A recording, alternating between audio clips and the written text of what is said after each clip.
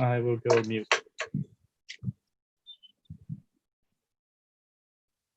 Good afternoon, everybody. Welcome to the MMA webinar series. The topic on hand today is the Marketeer's Guide to Fighting Marketing and Mobile Fraud. Marketing fraud and mobile fraud have evolved into a far more sinister practice than what we were aware of a while back. The purpose of the webinar today is to actually help understand how do you manage these sophisticated malpractices. What is the work that is going on either as a product or an organization perspective as an industry to actually help build some sanity into this. We at MMA have tied up with White Ops and TAG, which is Trustworthy Accountability Group, and bringing together this discussion around the impact of what the sophisticated bots and are having on budgets, and what's the kind of downfall of advertising that we see right now. The big numbers behind all of this, and the panel today will actually discuss some of that while giving you some background on the possible solutions and the taxonomy around fraud, but also post that is a discussion around how one can manage this fraud. So before we get to that, I do want to take a couple of minutes talking about what MMA is and what do we do. MMA is an industry body. We are 800 member strong industry body across the world. And our premise is to actually help the marketeers understand what mobile marketing is. Cultivating inspiration, which is really aimed at chief marketer, guiding best practices and driving innovation. Supporting and developing ideas on mobile strategy and the potential of mobile platform. The second pillar that we work on is building capability, which is really building and fostering confidence in the chief marketeers on helping demonstrate what the nuts and bolts of the organization should be and how they should be moving. As in any other industry, measurement and impact is of immense importance, and we've scientifically and irrefutably been able to provide some of that through our research on SMOCs and attribution as to how beneficial advertising is when it's integrated with mobile across other mediums. And last but not the least is the advocacy, which every industry does, and we also work with other industry bodies to do it. From our membership perspective, there's a lot of learnings and empowerment that we provide to our members and to individuals across, whether it's networking or accessing information, helping shape the future by providing the right exposure for the industry and providing tools and services from an assessment perspective or otherwise. And it makes us unique because what we are trying to do is to really project what the future of marketing will be. I'm not walking you guys through this slide, but this slide basically gives you a very good overview of how our scientific best practices are helping shape the future for advertising and marketing as we know that's going to evolve in the next 3 to 5 years. The times that we live in, obviously everybody is aware of COVID, and we've also put together a marketer support hub, which primarily pulls down all the marketing campaigns, etc., that are happening, and some of the best practices that are required in today's world to actually manage the situation we are in. We've also recently launched a mobile certification program, marketing certification program. The first batch of that was executed on the 17th and 19th, which is last week. The next batch is going to be on the 21st and 23rd of July. And this is our endeavor to pivot online and provide online education and certification to the industry as we deal with COVID. The other program that we've launched with is the Ideathon program, which is basically an hackathon to help the marketeers with some of the business challenges or marketing challenges that they have. So if any one of you are interested to participate, please do let us know. This is open till the 4th of July, and the hackathon is going to happen on the 11th and 13th of August. Last but not the least, and this is really important, and this is a build up to the webinar today, MMA has actually launched an attribution fraud assessment tool last week. you can actually go online and launch this tool. It takes less than 10 minutes to understand what is the readiness of your organization's fraud and ability to fight fraud. And I think this is really important from an attribution perspective as we move forward. So we all encourage you to look at it. Obviously, what you'll hear today between tag and white ops is going to be even more engaging. So do send us your questions if you have any. So that was about MMA. What I also wanted to talk about is give you a glimpse of our upcoming webinars. They are here. We started the webinar series immediately after COVID took place in April 2020. We've been very active. We've done close to about 40 webinars in the last 70 working days. And this is our way of providing the industry and bringing them together to actually help get the discussion going. There are a couple of others that have been lined up, as you can see. I personally run there's no playbook for this, which is a leadership discussion across Asia and Europe with some business leaders talking about what are the opportunities, how do we pivot from COVID and going forward. Many programs that you can engage with, they are all available on the MMA Global website. So please do log in and reach out to us. And you can scan this QR code and subscribe to all our social media handles. Would highly encourage you to do that, because that's where you first get to know what's happening on the industry, in the industry, by the industry. So really encourage you to take a QR scan of this, and it automatically logs you into, gives you an option to log into all of these programs. With that, just to make sure that we have a very interactive and engaging session today, there is a Q&A tool on your control panel. Please use that. Please make sure that you give in your name, your company name, along with the question, so that the panelists and the moderator can help channelize the question to the right person and have a context of where you're coming from, so that the answer that is being provided to you makes true sense to you. Now, it gives me an immense pleasure to introduce the panel and your moderator. I am your host, Rohit Darbal. I'm the Managing Director of Mobile Marketing Association. And I'm going to hand it over to our moderator, Sanchit Sangha. He's a digital business consultant and a strategic advisor for Coro, and is a leader in the digital business in Asia Pacific. Along with him, we have Joe Nguyen, who's the APAC advisor for Trustworthy Accountability Group, TAG, and they are all members and partners of MMA in the region. And so I'll thank both of them to take this opportunity to participate in this session. Dimitris, Head of Detection for White Ops, and we'll talk about some of those taxonomy and other areas of what people can learn, and also some possible solutions. And last but not the least is Jahid Ahmed, who's the Head of Digital and Content for Marketing for HDFC Bank.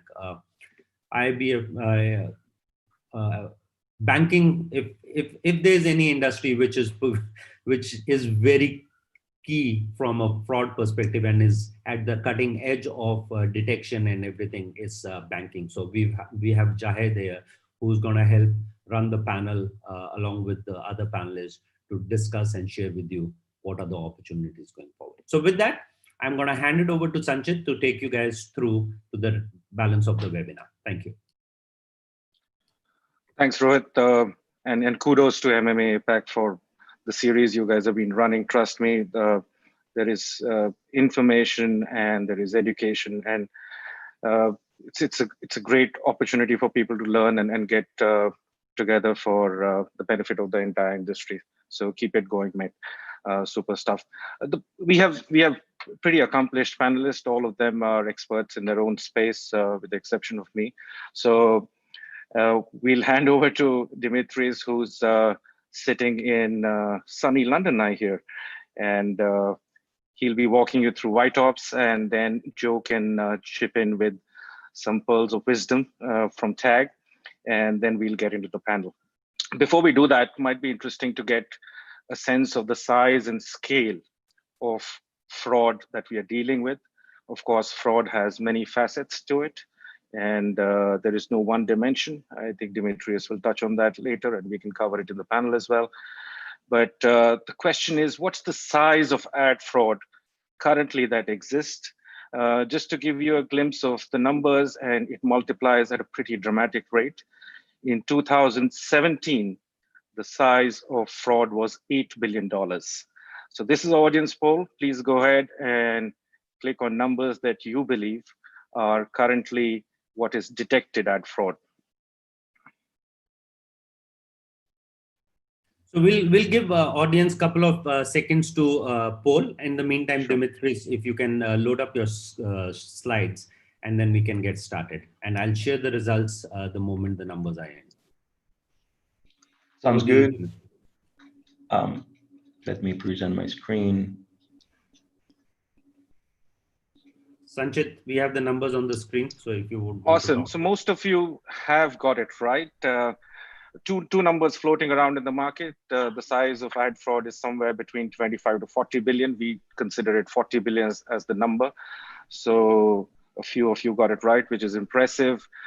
Now, just to give you context in terms of what this scale looks at, the total advertising industry is 335 billion. So we are looking at almost 15 to 18% of all advertising which is surfacing in the online and the mobile world has some element of fraud detected. So it's a pretty sizable number to look at. So let's focus on this and let's learn more from Demetrius and Joe and Jahid later on. Over to you, Demetrius.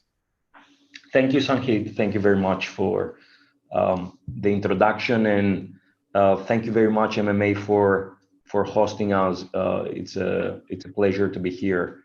I wanted to start by talking a little bit about the challenge, because we don't often realize what's the problem here.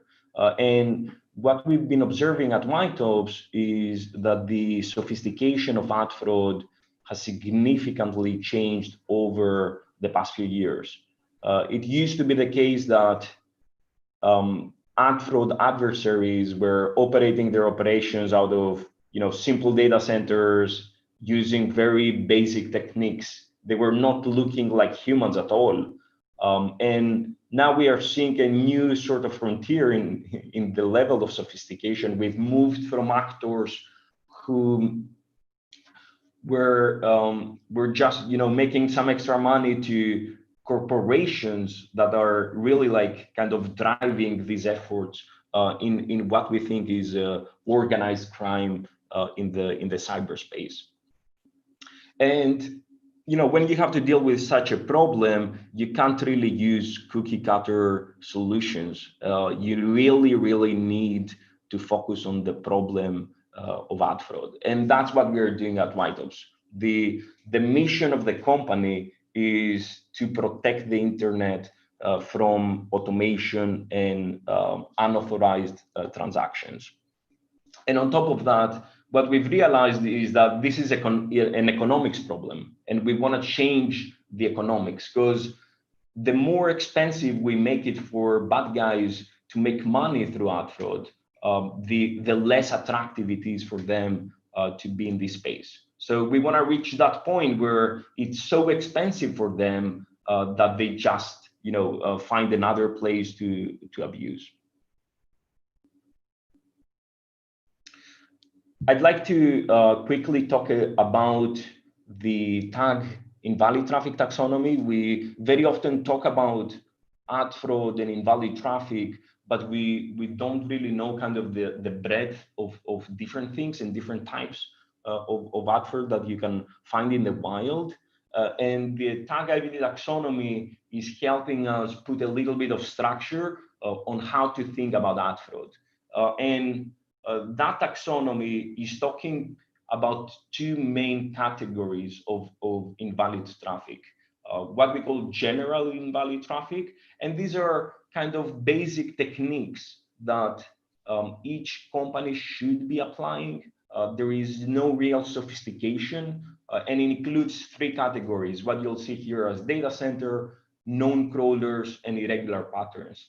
These are mainly things that you can acquire from tag. There is a data center IP list, and IAB provides what they call the spiders and bots list that you can apply in your transactions. But what is interesting is the next category of invalid traffic, which is the sophisticated invalid traffic, and it comes into a few different flavors. The first thing that you'll see on this list is what we call automated browsing. The classic example here is an army of infected devices that create a botnet that is generating traffic as if it's looking organic. Then you'll see false representation. We've seen a lot of domain spoofing, app spoofing in the past, emulators claiming to be real devices, generating all sorts of different fake transactions. The third category is what we call misleading user interface, where you have all sorts of like ads stacked within the creative, like multiple ads stacked within creative, or ad hiding and click jacking are cases where we'll see that type of ad fraud. The next category is manipulated behavior. I think this region suffers a lot from attribution fraud and fake in-app installation fraud, and that would fall under this category where the user is either and kind of pushed to install an application, or there is a completely fake attribution event happening in the background. And the last category is incentivized behavior. We've seen an increase in planners to actually commit manual ad fraud, either view videos or click on affiliate links and all sorts of different things that would be part of what we call manual sort of generated fraud. So that should give you a little bit of context on the breadth and the different categories. It's sometimes very useful to start using this language when we talk about ad fraud. Now I'd like to walk you through a few cases that we've observed at Whitetops and what we've done to mitigate them, but also kind of bring more long-term consequences in our industry. And the first example I wanted to talk about is a pretty large botnet operation that we named Eve, that was generating, let me go to the next slide, generating more than 3 billion unique ad requests on an every single day. At any point in time, these guys had more than close to 2 million infected machines around the world, and they were spoofing thousands of different domains. So as a marketeer, you were expecting, you were buying inventory to show up on a premium website, and instead what you were buying is this spoofed page that a botnet was visiting. So there was no real inventory. Everything was pretty much fake. And although in the beginning that operation was pretty small, what we saw over time was that it was growing a lot. Like I mentioned earlier, they were generating north of 3 billion ad requests on a single day. And that's where we realized that we had to approach this problem in a different way. And we brought together an industry collaboration group to more aggressively take down this operation. And the result of that effort is what you'll see here. We took down this botnet. We worked with Google, we worked with the FBI, and what was the result of that operation was not only that we took down the operation, but we were also able to bring consequences to this problem. 8 people were indicted, a number of people were arrested in what we think was one of the first cases of bringing consequences into ad fraud and people going behind bars, which is, it's important. It's important for us to increase the risk for adversaries to commit fraud. It's not just about, turning them off and they'll move to something else. It's also about increasing the overall risk. And that's where you see kind of the industry coming together. At White Oaks, we believe in collective protection. We've built this ecosystem of partners. We're working with some of the biggest ad tech platforms and brands in the world to secure the ecosystem that marketeers are transacting. At this point, I think yesterday, White Oaks processed north of 1 trillion ad transactions in a single day. That's 1,000 billion ad transactions, which gives us an amazing visibility in the entire ad ecosystem and the opportunity to build detection that can benefit everyone in the industry. And that's what we call collective protection. Another example I wanted to present is a mobile kind of an in-app ad operation that we recently took down. A number of malicious applications on the Google Play Store that had millions of different downloads. That what they were doing, if we would go back to the taxonomy, it would fall under misleading user interface. The victims here were both the marketeers, but also the actual users who installed the applications. You would install this application, it will hide its icon from your mobile phone. You wouldn't be able to uninstall it, and it would start showing ads as you were just using the app. So you were on the phone, and all of a sudden you would get something like this pop-up on the left. So very, very distracting experience, and marketeers didn't really know that they were showing up in these type of ads, which definitely are impacting the reputation of their brand.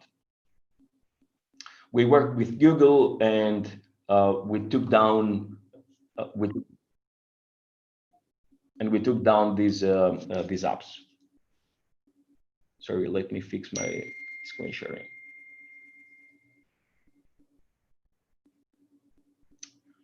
Let's talk a little bit about our observation when it comes to marketing fraud. We often don't realize that we need to work with an expert to really go deep and understand our marketing spend and where we actually buy human versus non-human traffic. In a study we did recently, it was jaw-dropping. Like, we worked with a number of different brands just as a case study to see how much invalid traffic we're going to find. And it was super surprising to see these numbers. And a number of brands were buying north of 40% of sophisticated invalid traffic. And the interesting part is that it was coming from many, many different places, including kind of retargeting campaigns where the bad actors were feeding, were doing what we call cookie sweetening, and were adding themselves in the retargeting list. So what we've observed is that when it comes to marketing, ad fraud is something that you can find in many different places. It's all over based on what we've been observing. You might be running lead generation campaigns, display advertising, video advertising, performance campaigns on CPC or cost per installation. And this is not only impacting your ROIs, it's also impacting everything that you have in your tech stack, from your kind of data list that you produce, from your CRM systems. It can have downstream impact in your marketing automation systems. And we think it's very important to work with partners like White Oaks to make sure that your ad spend is secured.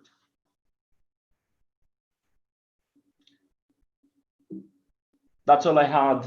Back to you, Sanjit. Thanks, Dimitris.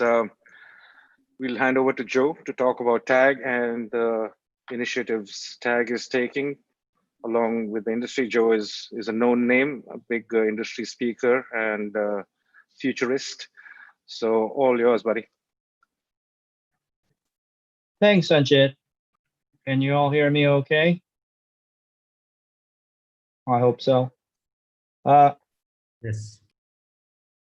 And thank you, Rohit and MMA, for inviting me here, and White Ops for pulling me in.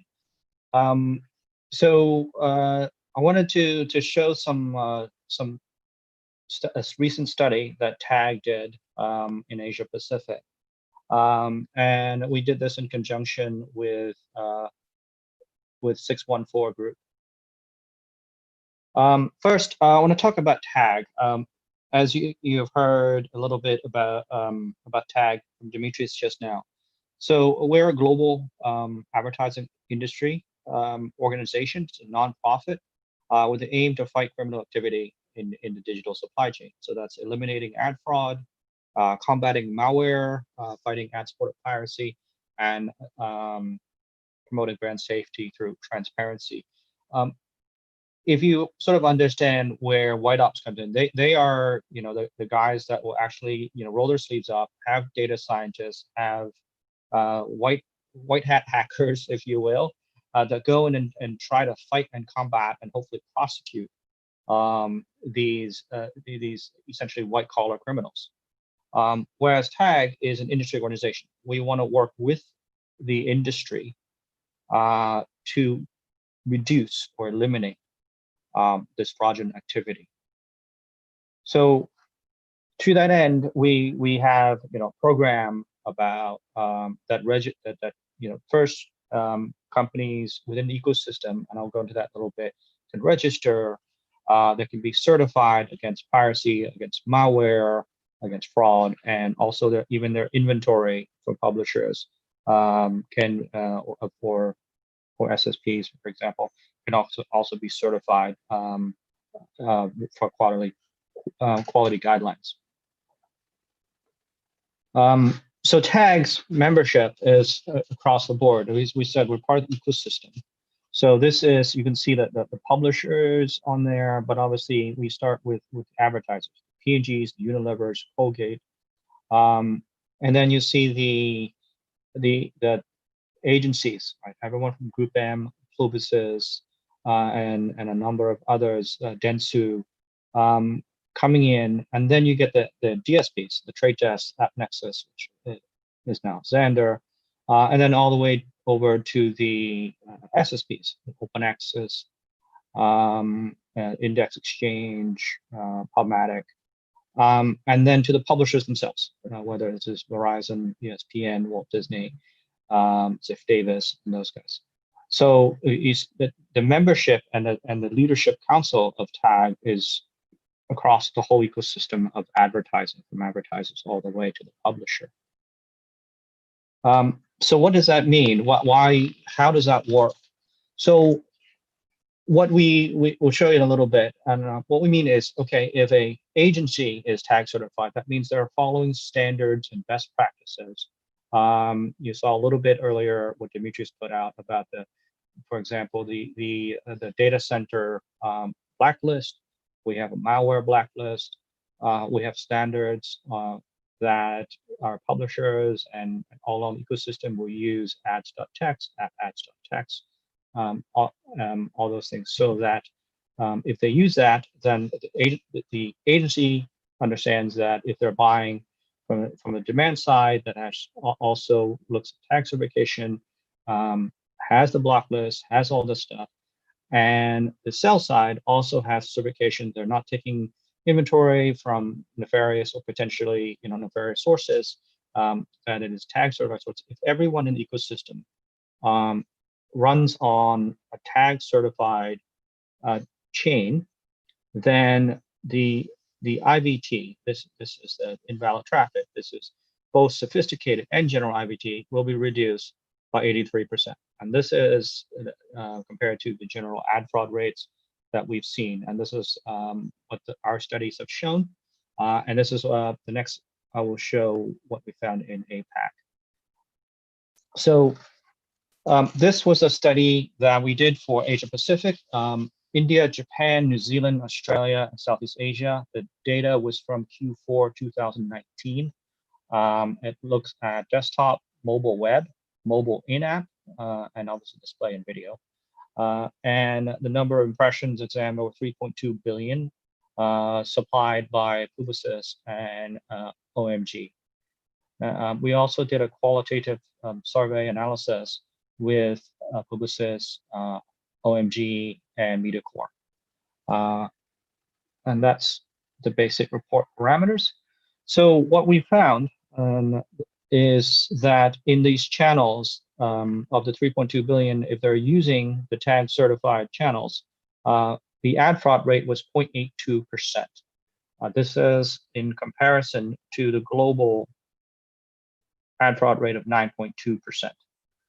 So there's a massive reduction of 91% if they're actually using those tag certified channels. And this is across those markets I mentioned. How does that compare to the rest of the world or other parts of the world? This is the first study that TAG has done in APAC. And these other data that you see here are from USA and Europe that TAG has been tracking for a while. So when in the US, the tag certified channels are about 1.48, 1.6, 1.4% of ad fraud that's being reduced from the 9.2%. Europe is 0.53 across the board in the last couple of years. So if I go back and we're at 0.82, right? So Asia is in between, right? In between the USA and Europe. We could potentially improve that, but we're going to break it down a little bit more in the next page. So of the 3.2 billion impressions, and you see the top line there, 0.82% as in the tag channel that are fraud. Desktop, right, at 295 million impressions is 5.3%. So desktop has greater amount of ad fraud that we've seen. Mobile web is 0.42, so that's in line with more Europe, and mobile in-app is even less. So if you see the numbers, and it all comes down to 0.82, and we see numbers because we know in Asia it is very much mobile driven in terms of the usage, consumption of media by users. So this all makes sense. But this is interesting results. It's a start. I think there's a lot of room to grow as TAG, White Ops, and other players in the region start to really tackle ad fraud as a whole. Last takeaway from me was based on talking to the various leaders in the region.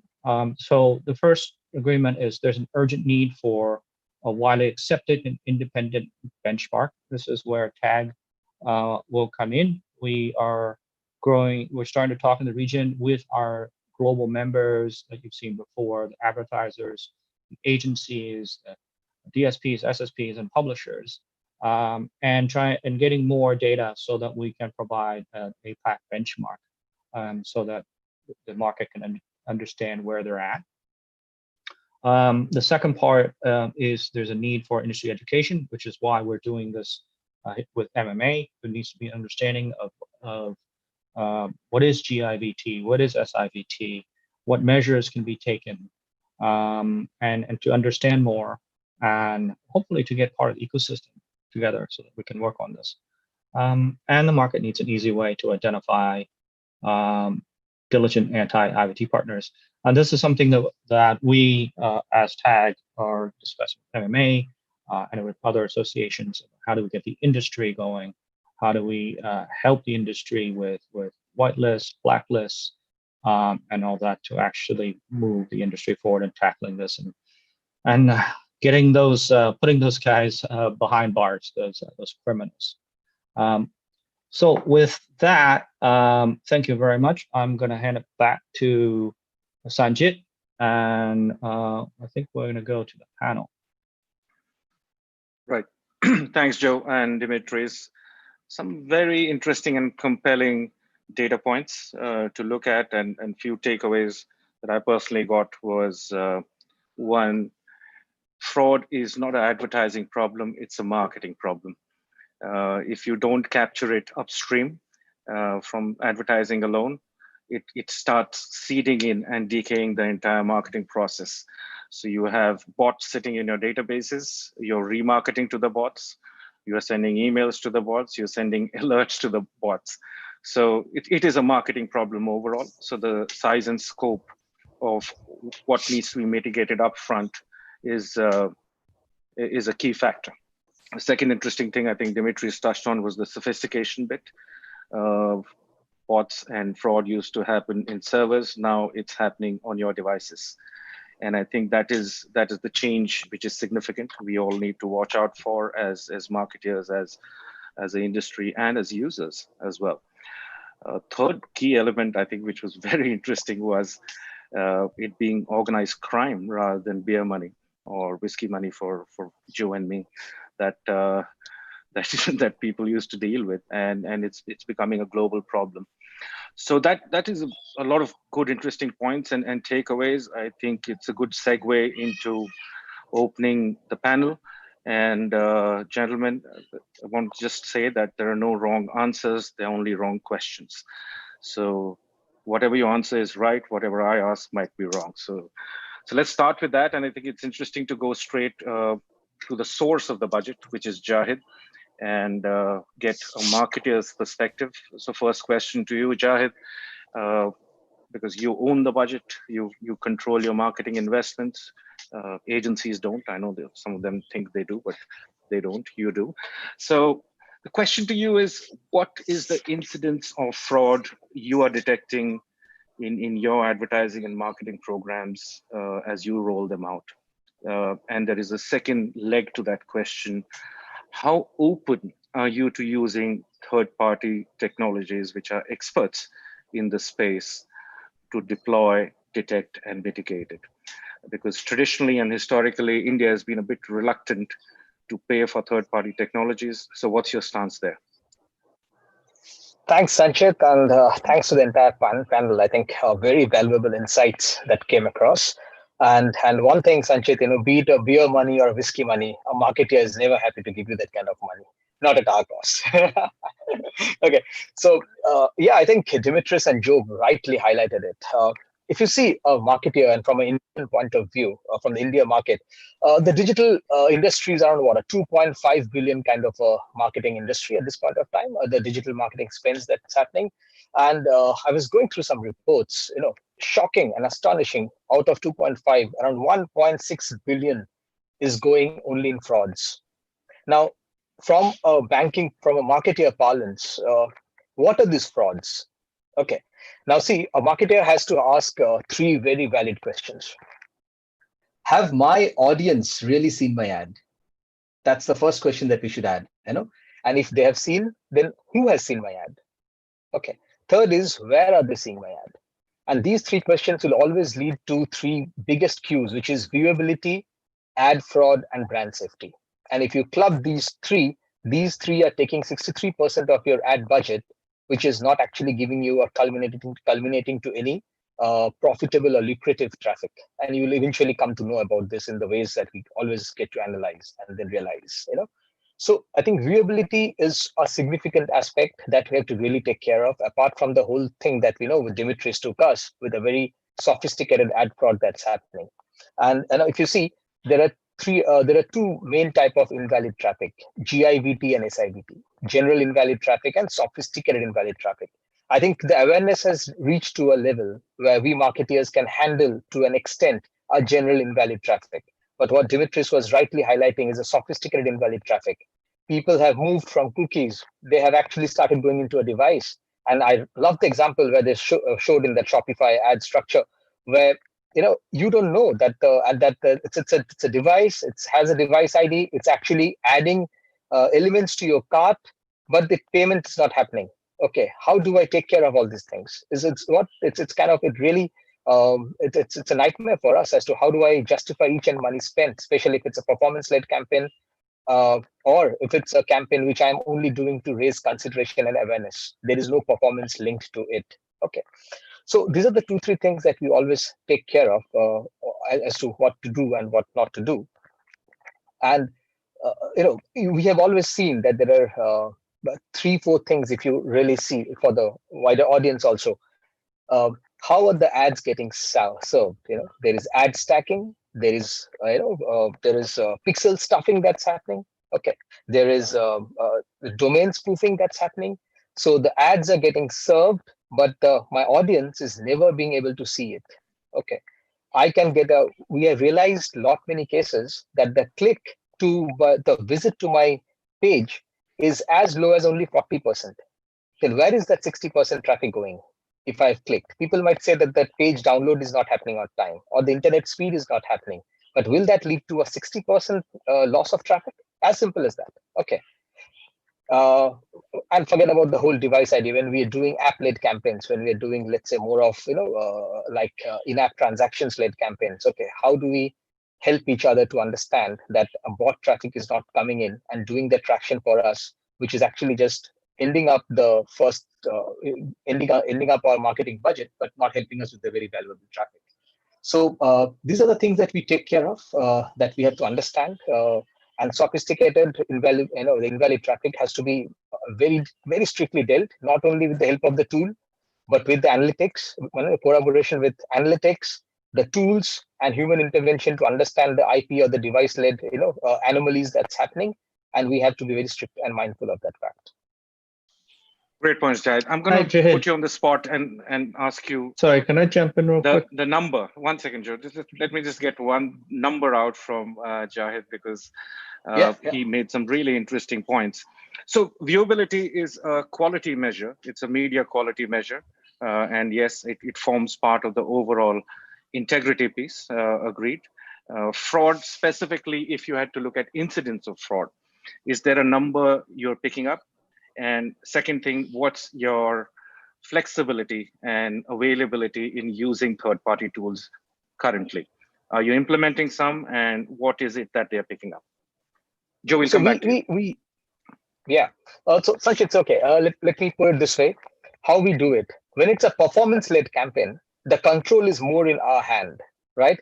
We obviously, the way we have learned and how we have turned our deals are like, if it's a performance-led campaign, I will not pay money to the publishers or to the affiliates that I'm working with.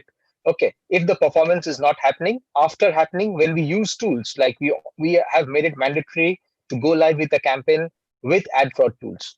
And it will not cost you more than 2 to 5% of your overall marketing budget, but that 2 to 5% of that budget will help you save around 25% of your marketing budget. That's the correlation that we can always draw. Okay. So that's a mandatory option for us. So after our performance-led campaigns, we always do an analysis.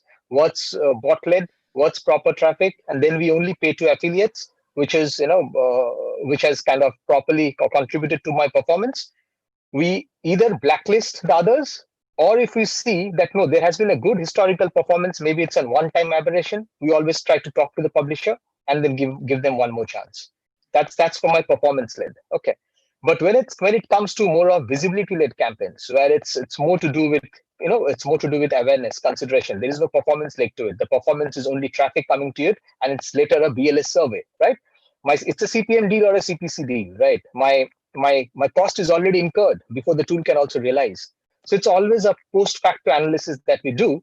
But yeah, before we set up the campaigns, there are a lot of sophisticated tools within the DCM or the DSP parameters where the viewability results are properly seen when we try to set up bid metrics. And that's where my agency comes into very handy, where we tell them to properly monitor and then set up campaigns. Excellent. Joe, you were mentioning something. Yeah. When I first heard Jahid's number, so 63%. I mean, that is a scary number, right? And that's. But I wanted to step back and you're saying you the other part of 37% is reaching your audience. 67%. I mean, what you're saying, we have to differentiate wastage from ad fraud, right? If your campaign is reaching 37% of the target audience that you want, that's actually pretty damn good. Sanjit, would you say so? Of course, when you pay by performance, that's a whole different, commercial. Joe, I think you should allow me to live in that myth that at least 37% is good for me. Don't burst that cloud for me, please. Okay. But yeah, that 67%, Joe, that I was trying to mention is actually a combination of ad fraud as well as wastage. That was as for me. But in case you said it's higher, maybe we can always touch base with you and I understand. And that will be a bad news to you. Certainly, yes. Yeah. Awesome. Question for Dimitris. I wanted to add something on the Sure. previous question. Go for it. I think it's very important for marketeers to be very mindful of what they use as a performance measurement, because the reality is, as sophistication is going up, you'll see bots that start, filling up forms or, doing all sorts of different interactions to make the marketeers otherwise look good, or viewability. I mean, viewability spoofing and high CTR bots are, we know it is happening all the time. So if you're optimizing a campaign on viewability or click-through rate, or you have a very naive way of measuring your ROI, you have to be very, very cautious, because you can actually end up with the opposite problem of attracting fraudulent traffic. Awesome. And again, Dimitris, it's pinching me, this one statement you made in your presentation around the scale at which you're picking up fraud. And the question that kept coming to my mind was the process you guys follow for detection of fraud and mitigation of fraud and identification of fraud, because these numbers are staggering and you've done some brilliant global work. Is it serendipity? Is it accidental identification? Is it a conscious effort? Can you walk us through the process you guys follow, which might be slightly different from how other companies do it, to identify the scale and these sophisticated bots that emerge? I hope it's not serendipity.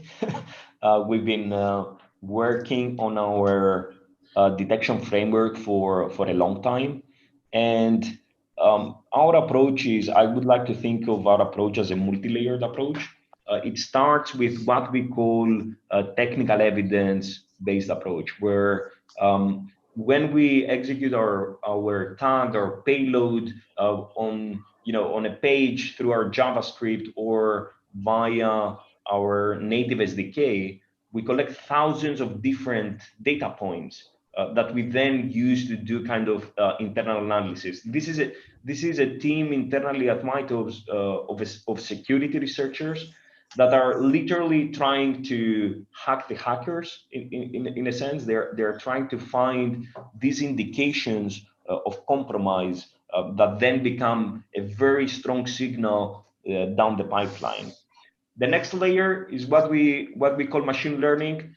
We do a lot of statistical modeling and have, like I mentioned earlier, we are seeing 1 trillion ad interactions a day.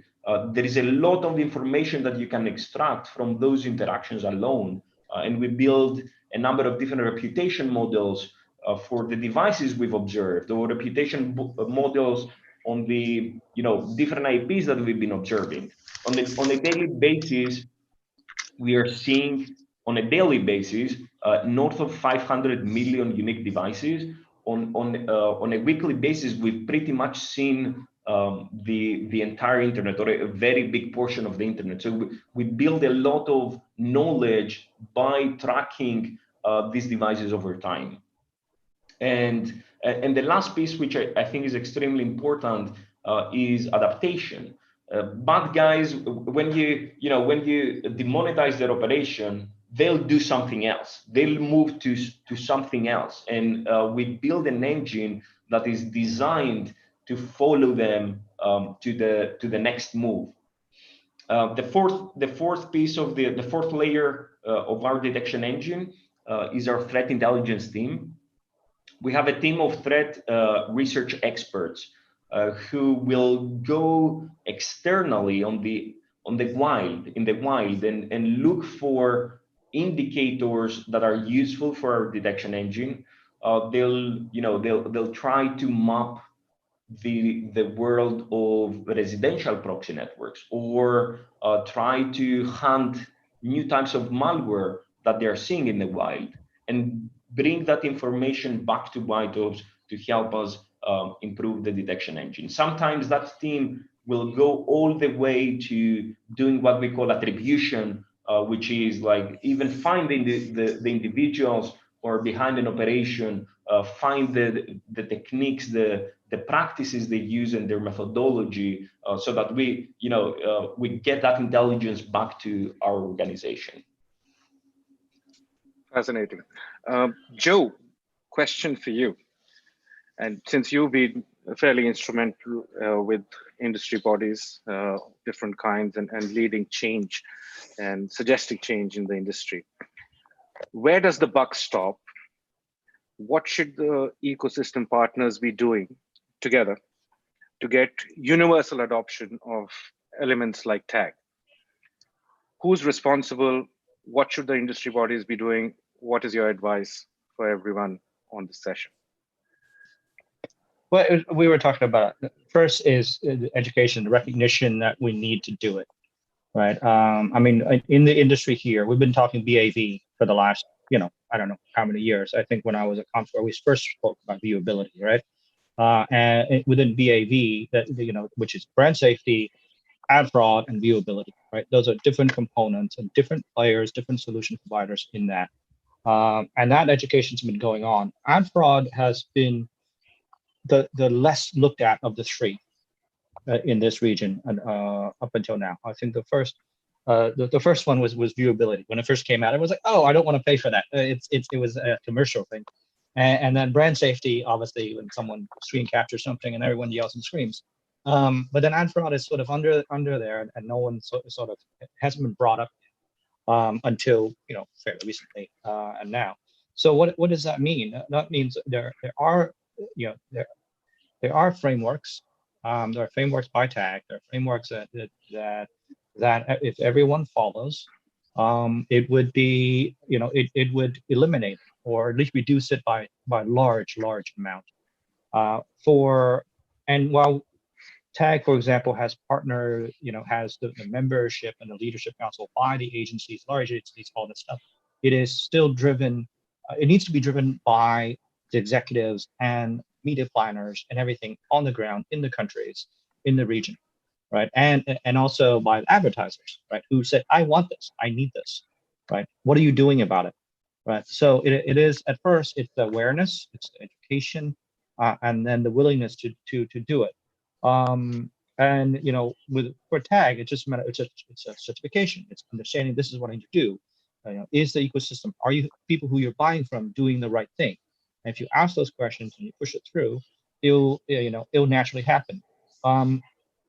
Unless you're going on full blown and you engage white ops and you engage other things to actually really pull it down, because it's very important to you as an advertiser, that's additional cost. But from get the ecosystem together, it's not a huge investment monetarily.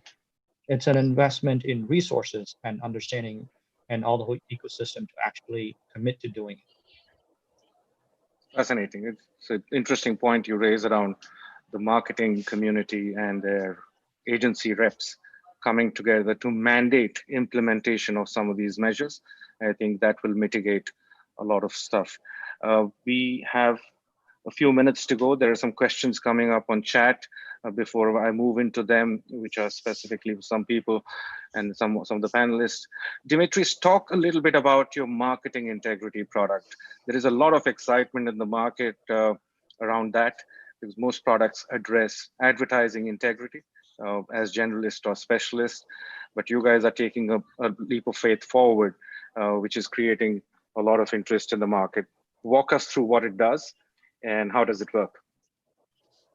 So we've worked a lot with big tech platforms, ad tech platforms, like, for example, the Trade Desk is using White Ops by default, like it's part of the value proposition. And what we realized at some point is that marketeers are spending, their spend is coming from many different sources, including the walled gardens and social media spend, and they don't have a good way of tracking the quality of the inventory they're purchasing. And at the same time, we have all this knowledge from all these transactions that we are seeing that we can leverage to bring marketeers in our collective ecosystem, collective protection ecosystem. And that is the offering. We want to protect all the different sources of spend for marketeers. Is it coming from social media? Is it coming from programmatic or CPC, search traffic, affiliate traffic, and educate our clients on where they should be optimizing and where they're buying more fraudulent traffic from to eventually increase the ROI of their campaigns. Awesome. So own channels, sources of traffic can be identified, and you can feed that back into the media and advertising piece. Great stuff. Guys, before I ask specific questions which are coming up on chat, just wanted the audience to know that Dimitri is wearing a beautiful t-shirt which says human, and Joe is wearing a hat which says human. Anyone who wants these free goodies, please write to Rohit with your email address or his team, and we will get these across. I know that this was not planned. We are humans. You guys can send them across. And Sanjit is actually a bot. I don't know if you know that, but Sanjit is actually a bot. Exactly. Yeah, and a profitable one to that. So, okay, question for Joe. No, there's a question for anyone who wants to address it. I think Dimitri's would be best suited. How to detect fake installs, and where does all the fake traffic come from? This is from an anonymous attendee. That's a very good question. And there are multiple threat models here. Like when we start thinking of a problem, we start from the fundamentals, from the different threat models that could lead to a fake installation. And we've seen many different threat models for fake installs. One of the typical ones is injecting a click before an actual installation is happening. Sometimes you will hear it as click flooding. So you have like an infect machine that is creating, millions, thousands or millions of different clicks for different applications. And they, when an installation is happening, they are essentially stealing the attribution of something that could have been organic otherwise. Like they're just injecting that click before the installation happens. And we've seen sophisticated actors doing that. They can see that the user is trying to install an application, and they'll just add that click in the stream, which will lead to them essentially stealing the attribution. We've also seen other cases of fake installation where malware will go all the way into installing the app on your phone without even knowing. So there are a few different threat models here. Where is it coming from? It really depends. It could be malware on the device. It could be data center traffic that is doing the click flooding. So there are a number of different sources where you can see. It could be proxies where you can see this traffic coming from. It's a brilliant thread to the next question, which again, I can throw it open to everyone, but you can start with Jahid here. The question is fraud a responsibility of the marketeer or the technology? And the second leg to that question is, what's the role of the consumer? I think the question is supposed to be, is fraud detection a responsibility, not doing fraud, but that's the question. Whose responsibility is to detect fraud, mitigate fraud? Is it the marketer or the tech? And what's the role the consumer plays in it? Again, from an anonymous attendee. Yeah, no, I think the responsibility is across, like from the multiple channels that we have. Okay, can they come together as a united body and help us to avoid fraud and media wastage? No, that's very important. can we relook into the definitions of viewability that has been set up, like let's say years back? Okay, we cannot still go ahead maybe with MRC's the definitions that have been set. So everybody should have their own viewability definitions, and that can only happen when all the publishers come together and define the viewability. And that's why maybe digital is still in a native stage as compared to a TV, because there it's more properly defined. And third is from a bot point of view, understanding a bot traffic. There, the role is of technology, of analytics, of marketeers coming together, huddling in and understanding each of these things, how it's happening. And obviously with the product guys also, because if you don't understand that, a lot of people, a lot of bots might just kind of, escape your naked eye, even the tool possibly. Okay, so what is the lifetime value coming from these affiliates? If you don't understand that and plug in the whole report back to your campaign, you'll always live in a dark spot. So I think it's the responsibility of all the key stakeholders who's otherwise standing to benefit from the campaign. All of these guys should come and huddle and ensure that this is happening. And technology has to get at the forefront, riding it. Guys, in the interest of time, one sentence answers from Joe and Dimitris on the same subject before we close and summarize. Okay. Whose responsibility is it? I agree with Jahid. However, as I've said this before, this ad industry is driven by advertisers who hold the money that filters down to everybody else. So the person or the group who needs to be the advertisers. I want this. If you want my money, you do this. And if everyone else will follow. Brilliant. Dimitris, one sentence again, please. I think it's collective. We are an industry that each stakeholder should have their own responsibility. Publishers are responsible, advertisers are responsible. We need to all be educated. There is lack of education. So I think it's a collective responsibility. Fantastic. I'll just summarize with some key thoughts and discussion points which were picked up. Sophistication, scale, collective responsibility are the themes that have come out. Thank you everyone for attending. And thank you very much the panel for these supremely insightful comments. And back to you, Rohit. Thank you, everybody. It was a pleasure having you guys here. We hope you will join us for our next webinars as they move forward. There were a fair amount of learnings. I think Sanchit has summarized them pretty well in his towards the end. So I don't really need to say anything other than the fact that thank you for joining. Thank you to the panelists for actually enabling this discussion and joining us, Jahid, Joe, Dimitris, and Sanchit. See you later. Stay safe. Thanks, Rohit. If Thank possible. you. Thank you, Rohit.